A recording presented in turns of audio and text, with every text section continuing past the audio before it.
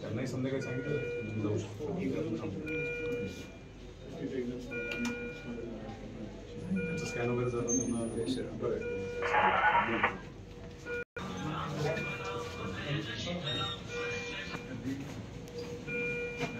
Hello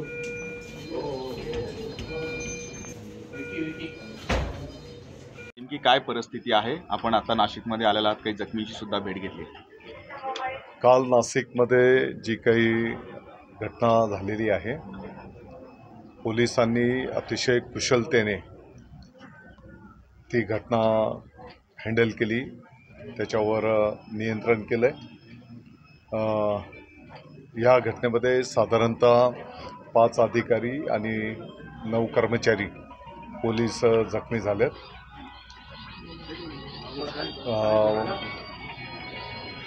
बऱ्यापैकी त्यांचे उपचार करून त्यांना डिस्चार्ज करण्यात आलेला आहे.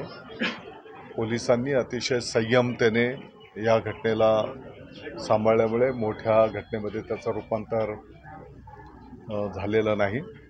आज नाशिकमध्ये अतिशय शांतता आणि सर्व व्यवहार सुरळीत त्या ठिकाणी आहेत. काल जेव्हा घटना हे होत होती तर CP असतील, जिल्हाधिकारी असतील, या हॉस्पिटलचे डॉक्टर्स आम्ही दूरध्वनीवरनं त्या ठिकाणी संपर्कात होतो आणि मला वाटतं की आज वातावरण सुरळीत आहे. दादा, काल मोर्चाचं सुद्धा आयोजन होतं. हे पोलिसांना लक्षात नाही आलं की अशा पद्धतीचं दगडफेक होतो आणि आपण कालपासून माहिती घेतोय, नेमकं कारण काय म्हणजे ह्या खरं तर या घटनेचं काही कळू शकलंय का? जी काही वस्तुस्थिती आपल्यासमोर आहे आणि जो कोण कायदा हातात घेईल त्याच्यावर कठोर कारवाई त्या ठिकाणी केली जाईल. मला वाटतं की आतापर्यंत 6 ठिकाणचे गुन्हे दाखल झालेले आहेत.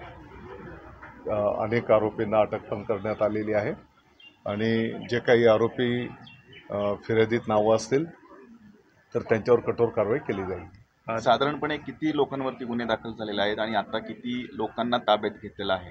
आता मी पेशंट्स प्रकृतीची पहिल्या टप्प्यामध्ये चौकशी केली, त्यांना भेट दिलेली आहे, विचारपूस केलेली आहे. तब्येत त्यांची बरी आहे. आता जिल्हाधिकारी कार्यालयामध्ये याचं मी आढावा पण संपन्न त्या ठिकाणी करणार आहे. दूध बाजार हा होऊ शकते किंवा आधीपासून काही तशाबद्दल जाणूनबुजून प्लॅन आखला होता किंवा अचानक तशी परिस्थिती उद्भवली म्हणून झालं, याबद्दल तुम्ही काय माहिती? मला वाटलं की आता जेव्हा याची बैठक घेणार आहे तर या सगळ्या गोष्टींवर माहिती घेईल. पण प्राथमिक दर्शनी मूळ कारण काही कळू शकले? आपण कालपासून या संदर्भात माझी माहिती अशी आहे की जे मोर्चाचं नियोजन होतं त्याचं आव्हान करीत असताना ही घटना त्या ठिकाणी झालेली आहे आणि जो कोण दोषी असेल त्याच्यावर कठोर कारवाई केली जाईल. रामगिरी महाराजांचं वक्तव्य आहे. हॅलो.